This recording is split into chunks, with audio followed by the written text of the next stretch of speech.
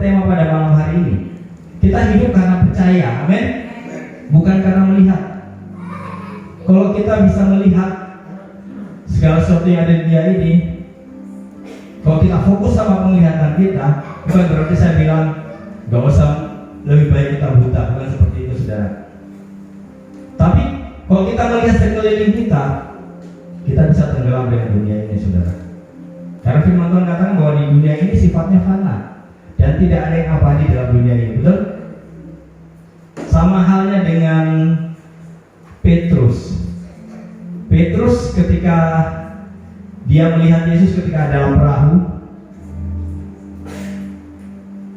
dan Tuhan Yesus tiba-tiba tengah malam mendatangi murid-muridnya. Mereka melihat, wah itu setan, itu hantu itu. Jadi murid-murid pada waktu itu mereka melihat, oh ya itu hantu, padahal itu Tuhan Yesus. Jadi hantu itu dari zaman murid-murid dulu sudah, mereka juga ternyata takut dengan hantu, sudah. Bukan cuma di Indonesia aja. Dan Tuhan Yesus katakan bahwa jangan takut, ini aku. Dan Petrus katakan bahwa Tuhan, kalau itu engkau, suruh aku datang kepadamu berjalan di atas air. Dan Tuhan katakan, ayo kesinilah. Dan mulailah dia berjalan. Dan ternyata benar, saudara, Petrus bisa berjalan di atas air. Kenapa Petrus bisa berjalan di atas air?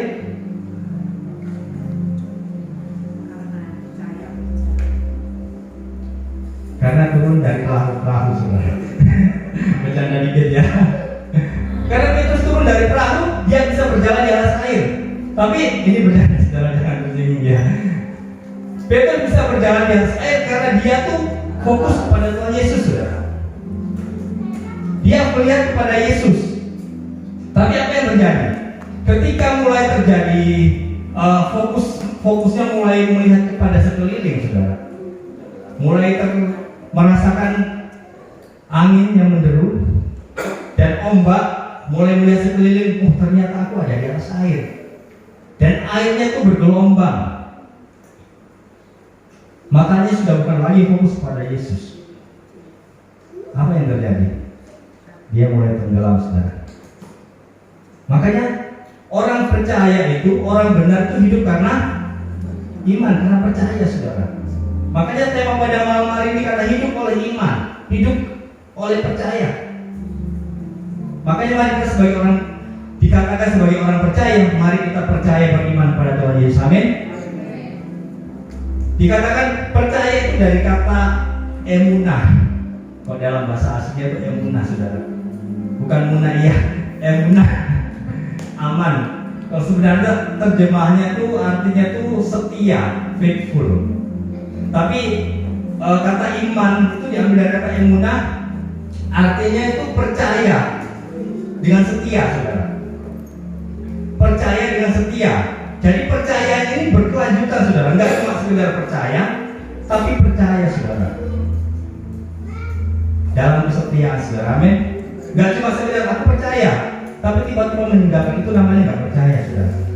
Tapi kalau kita percaya sampai selama-lamanya, amin. Sampai Tuhan datang yang kedua kali, tetap percaya, saudara. Sama halnya dengan Abraham, saudara.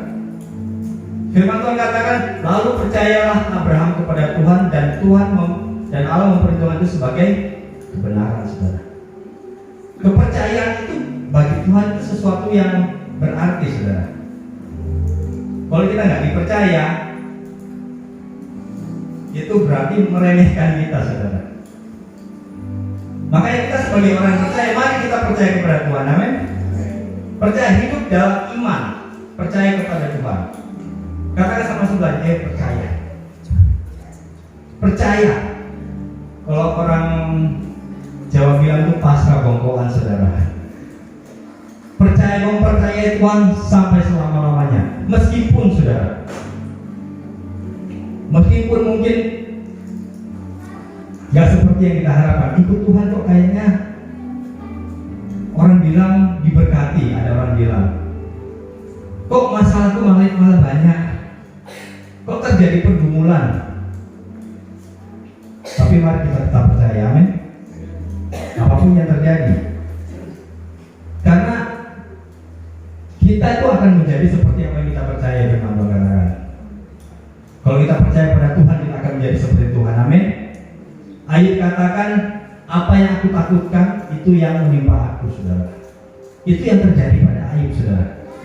Ketika dia mempercayai, Ayub percaya apa, saudara? Dia itu takut anaknya mati, betul nggak? Ketika dia anak-anaknya harus berpesta, dia selalu datang pada Tuhan tiap pagi, dia mempersembahkan korban buat Tuhan.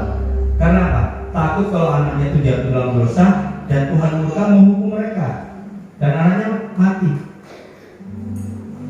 Dan ternyata itu ketakutannya Ayub, saudara. Dan itu yang terjadi, saudara. Makanya mari kita akan menjadi apa yang kita percayai. Jangan kita mempercayai sesuatu yang salah tentang Tuhan, saudara. Percaya bahwa Tuhan itu baik, saudara. Amin. Bahwa Dia itu mengasihi kita, saudara. Mari kita percaya, saudara. Dalam Matius 8:13 dikatakan, lalu Yesus berkata kepada perwira itu, pulanglah dan jadilah kepadamu seperti yang kau percaya. Maka pada saat itu juga sembuhlah hambanya. Jadi seorang perwira datang pada Yesus. Dia katakan, hamba aku sedang sakit. Tuhan katakan apa? Iya, ayo ke sana, ke rumahmu. Dan dia bilang, tidak usah datang ke rumahku, cukup katakan saja. Dan Tuhan katakan, jadilah seperti yang kau percaya. Makanya mujizat itu nyata. Ketika aku percaya, mujizat itu nyata, saudara. Amin. Jangan remehkan kepercayaan, saudara. Gak gampang percaya itu. Apalagi saat ini kita dalam kondisi yang mungkin diperhadapkan dengan situasi yang berbeda sebagai orang percaya. Makanya firman Tuhan katakan, orang benar itu hidup karena percaya, bukan karena melihat, saudara. Kalau kita melihat, masalahku banyak, saudara. Kalau saya mau melihat, aduh saya banyak pergumulan, saudara. Kalau saya mau melihat masalah itu, tapi mari kita melihat Tuhan, saudara. Amin. Kita melihat Tuhan yang ada bersama dengan kita. Kita lihat Tuhan yang berperang bagi kita. Amin. Kita lihat Tuhan yang turut bekerja di dalam segala hal untuk datangkan kebaikan buat kita. Jangan lihat, loh kok begini ya, aku sudah setia, aku sudah melayani Tuhan, tapi kok terjadi hal-hal yang gak baik, kok malah bangkrut. Makanya kita jangan melihat, mari kita arahkan mata kita kepada Tuhan. Amin. Arahkan mata kita kepada Tuhan. Jika Amsal katakan, sebab seperti orang membuat perhitungan dalam dirinya sendiri, demikianlah ia. Jadi orang kok dia berpikir sesuatu tentang dirinya, itu akan terjadi, saudara. Makanya pikirkan sesuatu yang baik untuk kita. Percayai sesuatu yang baik. Percaya, aku diberkati sama Tuhan. Amin. Percaya sesuatu yang baik. Mungkin saat ini kita mengalami sakit. Mari percayai, oleh bilur-bilurnya aku sudah disembuhkan. Aku sehat. Meskipun saat ini aku dalam kondisi sakit, saudara. Masih kerasa, dokter sudah memvonis, Bu, tinggal 3 bulan. Tapi mari kita lihat firman Tuhan, tanda kepada Tuhan, saudara. Firman Tuhan kata, oleh bilur-bilurnya kita sudah disembuhkan. Berarti aku sehat, saudara. Amin. Berarti kita sehat, saudara. Jangan kita melihat sesuatu yang apa kata manusia. Mendengar, apalagi sekarang ini kan lagi konflik yang pasti akan berdampak, saudara. Lagi konflik Israel sama Palestina. Waktu Ukraina sama Rusia aja itu kena dampaknya juga Indonesia. Saya punya ada jemaat, masih saudara juga, saudara, punya usaha pia, saudara. Dia kata iya berpengaruh. Harga gandum itu mahal sekarang. Karena ada pengaruhnya, saudara. Tapi mari kita jangan melihat hal-hal yang apa yang terjadi dalam dunia ini. Bukan berarti kita apatis, gak peduli, saudara. Bukan, saudara. Tapi mari kita berpandang kepada Tuhan, saudara. Amin. Sekalipun mungkin ada gelombang, sekalipun mungkin kita ada di atas air, saudara, mari kita tetap arahkan mata kita kepada Tuhan Yesus. Amin. Jangan berpandang kepada hal apa kata orang, apa kata manusia. Jangan, saudara. Mari kita pandang kepada Tuhan. Jadi kita hidup oleh iman, oleh percaya. Walaupun diambil dari ayat ini, saudara, dalam Roma 1 ayat 7, dari ayat ini ada beberapa hal yang kita pelajari, saudara. Apa yang kita pegang, kita imani dari ayat ini, saudara. Dikatakan bahwa kepada kamu sekalian yang tinggal di Roma, yang di Philadelphia, yang dikasihi Allah, yang dipanggil dan dijadikan orang-orang kudus. Jadi sampai situ saja, saudara. Yang pertama yang harus kita percayai, saudara, dikatakan bahwa kepada kamu sekalian yang tinggal di Roma yang dikasihi Allah. Jadi yang harus kita percaya yang pertama yaitu bahwa kita itu dikasihi sama Tuhan, saudara. Amin. Bahwa Tuhan itu sayang sama kita. Mari kita percayai itu, saudara. Karena perasaan yang kasih itu sangat berbahaya, saudara. Perasaan kalau kita merasa, kok Tuhan gak sayang sama aku ya, itu sangat berbahaya, saudara. Sangat berbahaya. Karena itu bisa berdampak sesuatu yang akhirnya kita kecewa dengan Tuhan, saudara. Karena apa? Punya pikiran yang salah. Tuhan tuh sangat sayang sama kita, amin. Tapi perasaan yang tidak dikasihi itu bisa menyebabkan kita kecewa, saudara. Kalau saudara mungkin tahu kisah-kisah di Alkitab, saudara, kisahnya anak sulung dan anak bungsu, perumpamaan tentang anak sulung dan anak bungsu. Dia tuh merasa, aku udah ini, aku ada bersama dengan Bapak, tapi kok kayaknya itu Bapak itu lebih sayang sama adiknya, nggak adil. Itu perasaan, saudara. Padahal Bapak bilang, loh, kamu tuh ada bersama-sama dengan aku, apa menjadi kepunyaanmu adalah kepunyaanmu juga. Tapi dia punya perasaan yang salah, pemikiran yang salah, dan dia menjadi kecewa dengan bapaknya. Kok sudah tahu kisahnya Absalom, saudara? Itu Absalom setelah terjadi kejadian bahwa dia adiknya Tamar itu diperkosa oleh Amnon, saudara, Tamar. Dia akhirnya balas dendam, dia membunuh Amnon, saudara. Dan dia akhirnya melarikan diri, dan pada suatu saat akhirnya dipanggil lagi, saudara, karena Yoab itu panglima dari Daud itu tahu, oh Daud itu lagi sedih. Dia panggil aja. Si Yoab ini kasih usul sama Daud, Raja, saya tahu kamu lagi sedih, lagi kangen sama Absalom ya.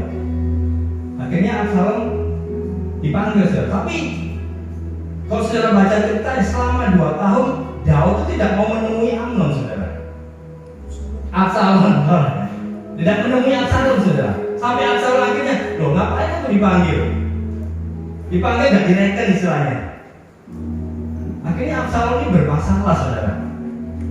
Akhirnya ending dari ceritanya bahwa Absalom itu memberontak, saudara, kepada Daud, saudara. Sampai terjadi pemberontakan anak kepada bapaknya, saudara. Anak yang merasa nggak disayang sama orang tua, biasanya itu akan memberontak, betul nggak? Kasus-kasus yang terjadi. Anak katakan, bapak nggak sayang sama aku. Bapak nggak sayang sama aku. Akhirnya dia jadi nakal, saudara. Absalom juga seperti itu. Sampai dia tuh ngomong sama Yoab, pamannya sendiri, bilang sama siapa namanya, Papa, pada raja, saya ingin ketemu. Gak direken sama Yoab.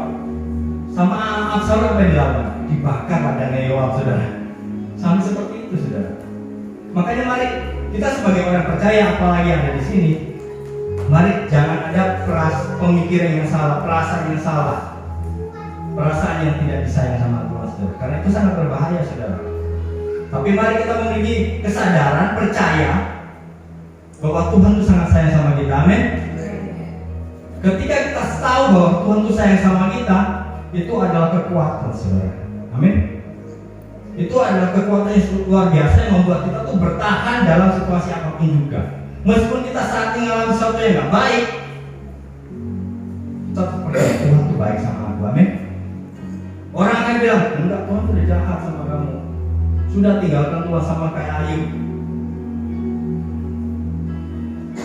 Istrinya bilang, sudah kukira Allahmu. Mungkin akan terjadi, kita akan melihat hal itu terjadi, saudara. Tapi perasaan yang kita tahu, kita sadar, kita percaya kalau Tuhan mengasihi kita, itu adalah kekuatan untuk kita bisa bertahan, saudara, amin. Contohnya ada, saudara. Kalau saudara tahu dari 12 murid Yesus, saudara, tinggal 11 lah, yang satunya berkhianat, Yudas. Saudara tahu, banyak orang bilang bahwa cuma 3 orang yang 3 murid yang dikasih Yesus, betul nggak? Biasanya Yakobus, Yohanes sama Petrus, betul nggak? Oh, itu mereka orang-orang yang disayang sama Tuhan. Tapi saudara, sebenarnya Tuhan itu sayang sama semua murid-muridnya, saudara, amin. Tuhan kita itu Tuhan yang nggak beda-bedain, saudara. Dia adil, maha adil, saudara. Tapi ada salah satu murid yang dia sangat sadar bahwa dia tuh sangat disayang sama Tuhan. Siapa saudara? Yohanes saudara. Ada orang bilang murid yang paling sayang sama Tuhan Yesus Yohanes. Enggak saudara, sama saudara. Tapi Yohanes itu memiliki kesadaran bahwa dia sangat disayang sama Tuhan Yesus.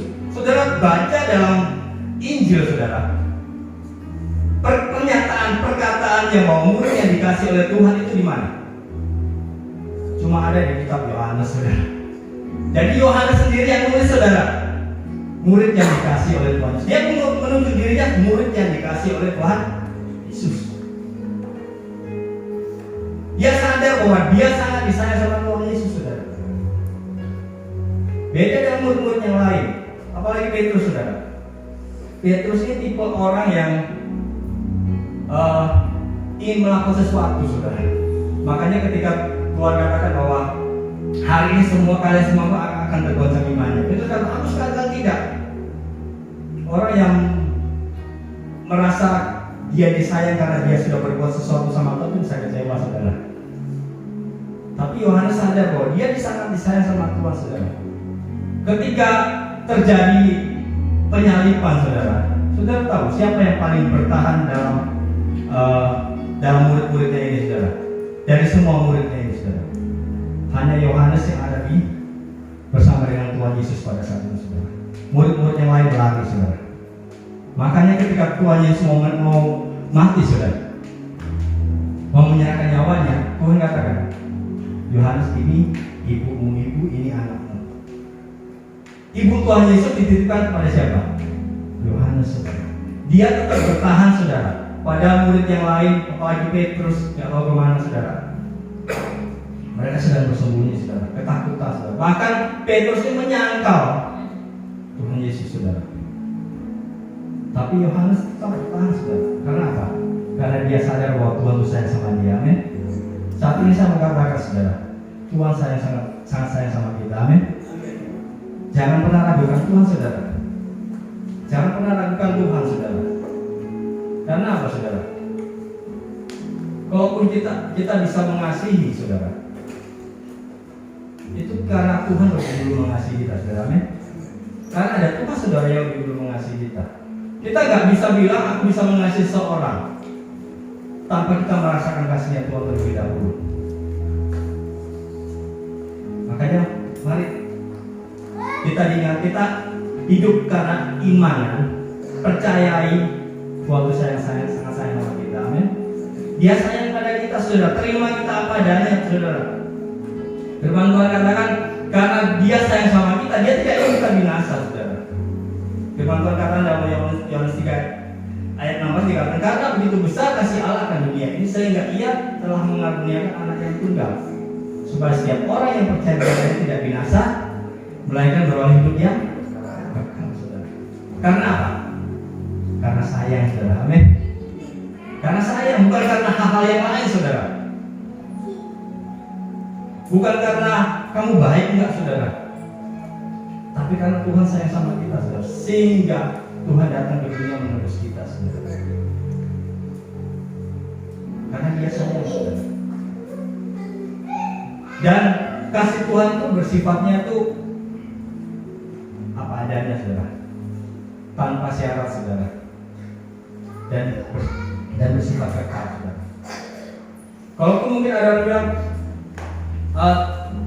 tanpa syarat, loh kok bisa? Loh, Tuhan tuh menunjukkan kasihnya ketika kita masih berdosa saudara. Betul nggak? Bukan ketika kamu sudah baik Tuhan menunjukkan kasihnya, enggak saudara.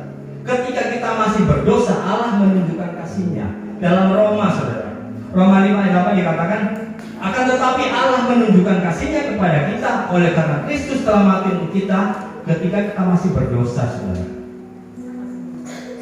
Ketika kita masih berdosa, Tuhan itu mengasihi kita. Amin. Dan Tuhan itu tanpa syarat saudara. Manusia yang bersyarat saudara, betul nggak? Kalau kamu baik, aku baik. Kalau kamu loman sama aku ya loman. Tapi kalau kamu jahat, aku akan lebih jahat. Sama halnya dengan Benyamin Netanyahu. Apa yang dilakukan Hamas saat ini saudara? Dia katakan kan, dia akan lebih lagi. Sebenarnya lebih, kalau kita berdoa saudara untuk Israel dan Palestina saudara, Saya itu kalau lihat anak-anak yang jadi korban terus saudara, nggak peduli dia orang apa saudara. Tapi kasihan saudara, yang kena korban itu yang jadi korban itu kasihan saudara. Kita nggak bela Israel, nggak bela Palestina, enggak. Kita doa supaya damai saudara. Jangan kita menutupi dua-duanya. Tapi kita doa supaya damai saudara. Amin. Jadi mari saudara, Tuhan tuh terima kita apa adanya. Manusia itu kadang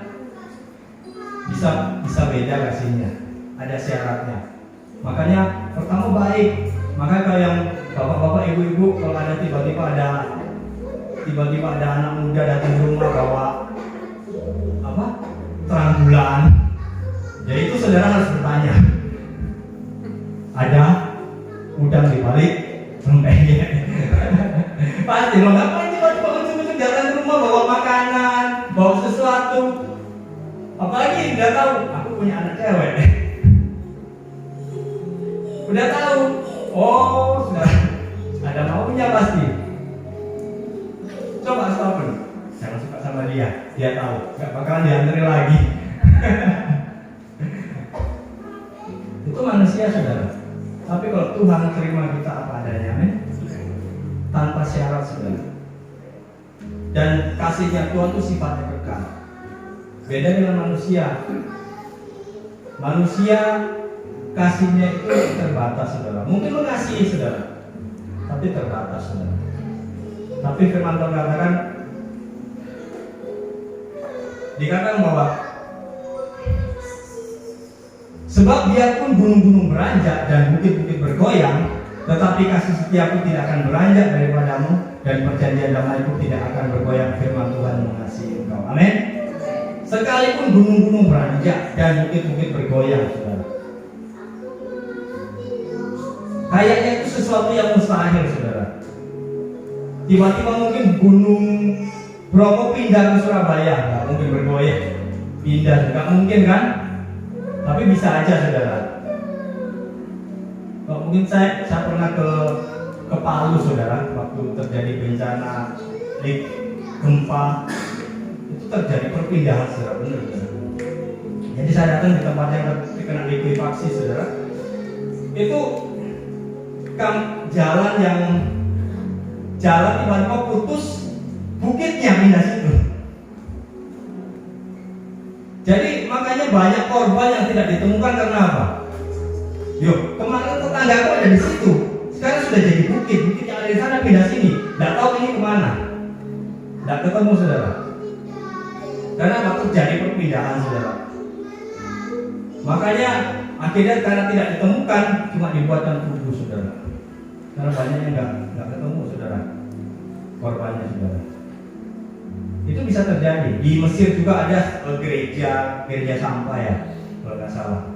Itu kan terjadi, ada gereja karena ada mujizat Tuhan, gunung berpindah saudara. Karena pada waktu itu orang Kristen mau dibunuh sama orang-orang di situ. Di mereka tantang, kalau gunung itu pindah, kalian tidak akan dibunuh. Yang terjadi Tuhan lakukan saudara, gunung itu pindah saudara, benar saudara. Sampai sekarang ada gereja sampah di Mesir saudara. Itu terjadi.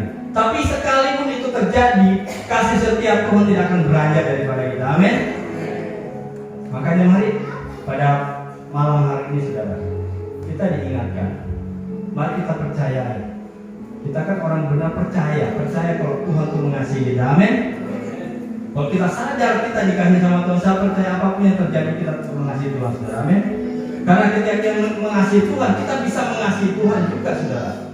Ketika kita sadar bahwa kita dikasihi Tuhan apa adanya, kita akan bisa belajar menerima orang lain saudara. Aku aja diterima, aku aja yang bejat diterima, aku yang bejat diterima. Masa aku tidak bisa menerima? Sama-sama bejat kok. Maka di poin yang kedua dikatakan bahwa kepada kamu sekalian yang tinggal di Roma, yang dikasihi Allah, yang dipanggil dan dijadikan orang-orang kudus. Jadi yang kedua dari apa yang kita pegang dari ayat ini saudara, dikatakan yang pertama adalah kita tuh dikasih sama Tuhan saudara. Amin. Dan yang kedua saudara, dikatakan bahwa kita itu dijadikan orang kudus saudara. Amin. Kita itu dijadikan orang kudus, dipanggil dan dijadikan orang kudus.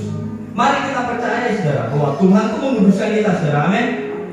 Kalau saudara nggak kudus hari ini, hadirat Tuhan ada di tempat ini, seperti bisa mati saudara. Karena itu syaratnya Tuhan saudara. Musa aja nggak bisa melihat Tuhan saudara.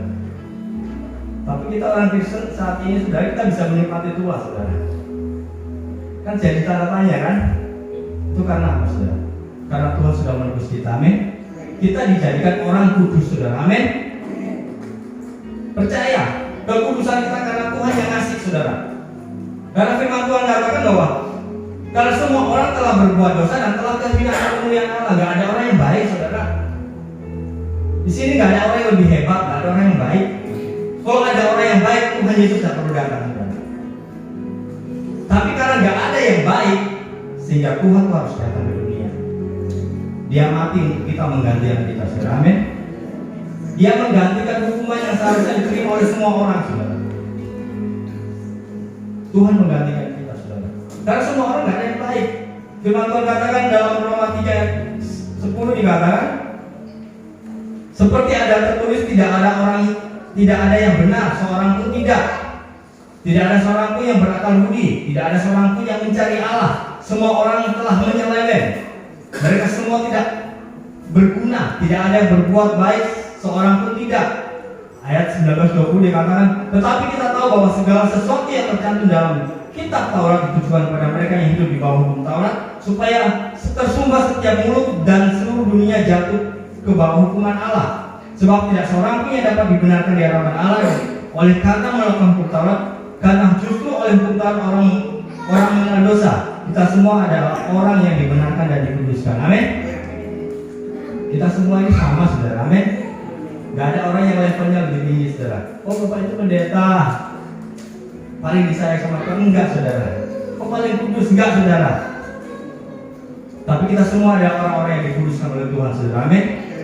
Itu harus kita pegang, kita imani saudara. Makanya kita bisa datang kepada Tuhan saudara. Kita bisa bebas bercakap-cakap dengan Tuhan. Karena apa? Kita dilayakkan saudara. Amin.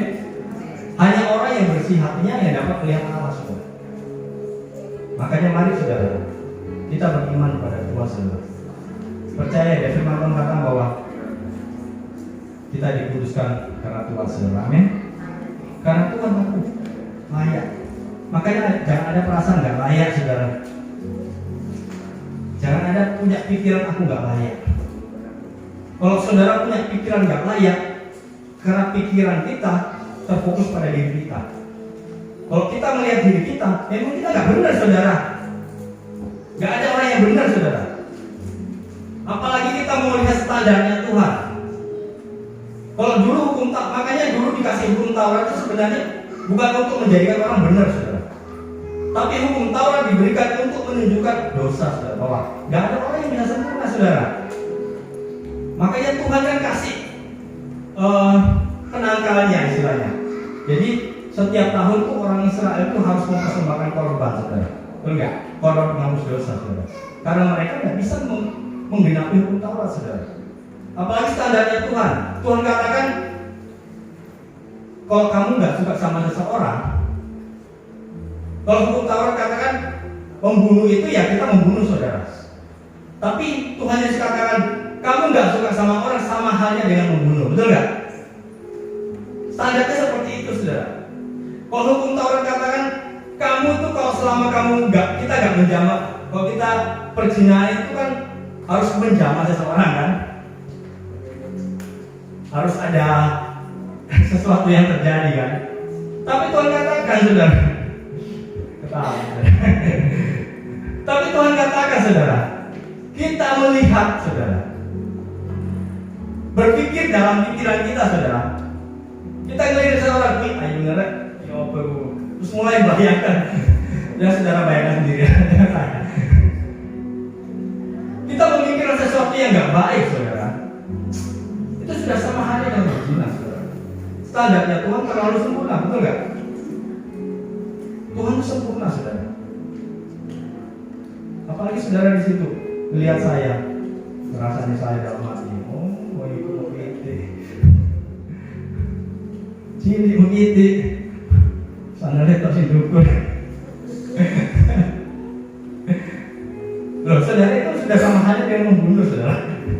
firman Tuhan yang bilang loh saudara, saudara sudah bunuh saya. Tapi firman Tuhan yang katakan saudara. Makanya saudara, nggak ada seorang yang baik saudara. Kita di sini sama, amin.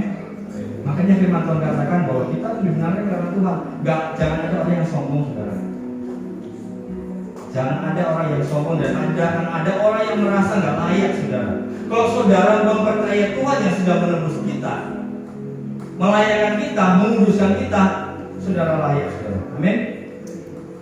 Karena Tuhan saudara, bukan karena kita melihat diri kita ini penuh dengan kelemahan saudara. Mungkin aja bisa kita keluar dalam waktu sekarang lagi musuh-musuhnya, menikmati hadirat Tuhan, tilawat Tuhan, menyembah, sikir, mau berbahasa di sini, keluar dikit, apalagi tiba-tiba ada yang ngomong sesuatu yang nggak baik, satu lagi pikir sesuatu yang nggak baik saudara. Awas ya. Bisa aja terjadi saudara. Tapi kita bersyukur kita dibenarkan dikuduskan oleh Tuhan saudara. Amin. Makanya jangan sombong dan jangan ada yang merasa nggak layak saudara. Datang kepada Tuhan, panjang kepada Tuhan saudara. Amin. Tuhan terima kasih. Saudara datang ke gereja saudara. Saudara kita bersyukur Tuhan terima kasih. Engkau yang melayakkan aku, Engkau yang menguduskan aku. Banyak orang yang punya pemahaman yang salah saudara. Sehingga akhirnya mereka gini, saya ketemu dengan beberapa teman saya berkata, ayo main gereja. Aku disoe. Karena apa? Pemikiran mereka, kamu baik dulu baru masuk ke gereja saudara. Enggak saudara. Justru itu pemikiran yang salah saudara. Justru yang enggak baik datang ke gereja, Tuhan yang membuat kita menjadi baik saudara. Amin. Tuhan yang menguduskan kita, bukan karena kita saudara. Kalau karena usaha kita nggak akan bisa saudara. Makanya mari itu yang kita percaya. Dari firman Tuhan ini dikatakan bahwa kita itu dikasih Allah dan dipanggil dan dijadikan orang-orang kudus saudara. Amin. Tuhan yang panggil kita, bukan karena kita saudara. Makanya jangan ada seorang pun yang membukakan diri saudara. Dan yang terakhir saudara, sampai jam berapa Bu Evi? Sudah? Oh sudah ya. Masih ada padahal. Ya, yang terakhir saudara, apa ya 5 menit ya Bu ya. Yang terakhir saudara dikatakan bahwa kepada kamu sekalian yang tinggal di Roma yang dikasihi Allah, yang dipanggil dan dijadikan orang-orang kudus, kasih karunia menyertai kamu dan damai sejahtera dari Allah Bapa kita dan dari Tuhan Yesus Kristus. Dan yang terakhir sudah dikatakan bahwa kita disertai oleh kasih karunia Tuhan saudara. Amin. Sebagai orang yang percaya, kita disertai oleh kasih karunia Tuhan saudara. Amin. Kita itu penuh dengan kasih karunia Tuhan saudara. Kasih karunia Tuhan itu adalah memang kasih karunia itu berkat yang melimpah saudara. Tapi firman Tuhan katakan dalam 1 Petrus 2 ayat 19-20 dikatakan, sebab adalah kasih karunia jika seorang karena sadar akan kehendak Allah menanggung penderitaan yang tidak harus ia tanggung.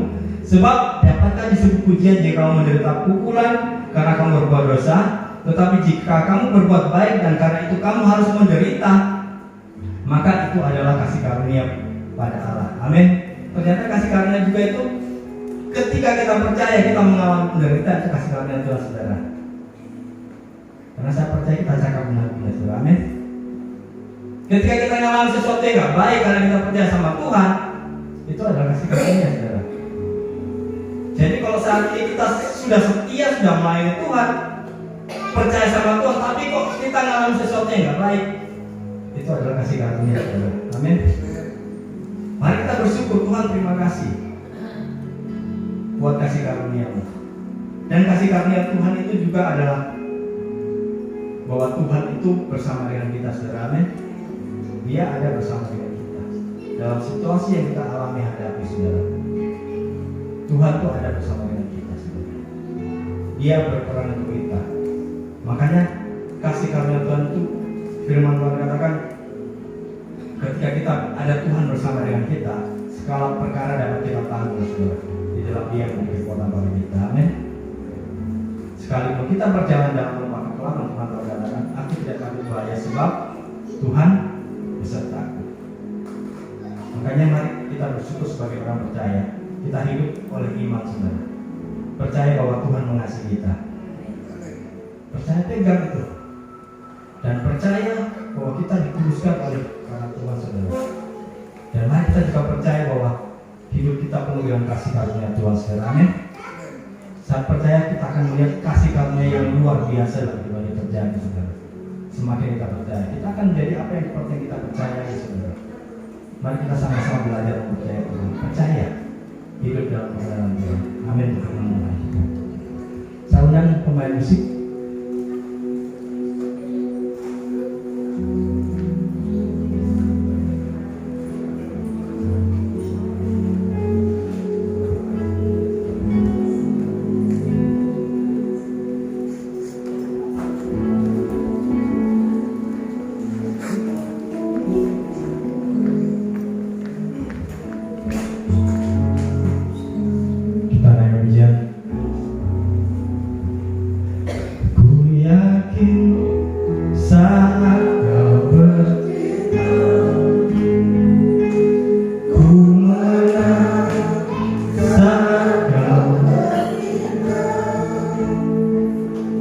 Hidupku hanya ditentukan oleh perkataan.